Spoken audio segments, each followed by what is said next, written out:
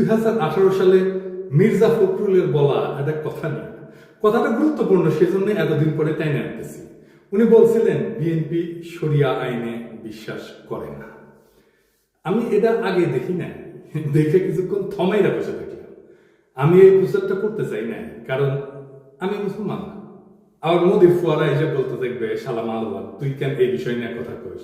তুই বাংলাদেশের মুসলমানদের মনকে বিষাক্ত করে দিতেছিস, তুই দেশকে অশান্ত বানায় রেখা ইন্ডিয়া লাভ করে দিতেছিস, তুই শালা রয়ে যা।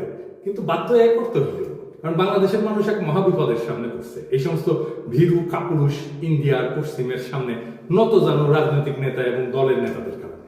মির্জা ফখরুল যে বিয়া করেছিলেন সেটা শরিয়া আইনে না, কাজী অফিসে যে বিয়া হয় সেটা শরিয়া নিকার শর্ত পূরণ করে এবং একই সাথে রাষ্ট্রীয় আইনের স্বীকৃতি দেয়। অর্থাৎ কাজী অফিসের নিকা আসলে শরিয়া প্লাস সিভিল আইনের কম্বিনেশন। শরিয়া আইনে বিশ্বাস মুসলমানদের জন্য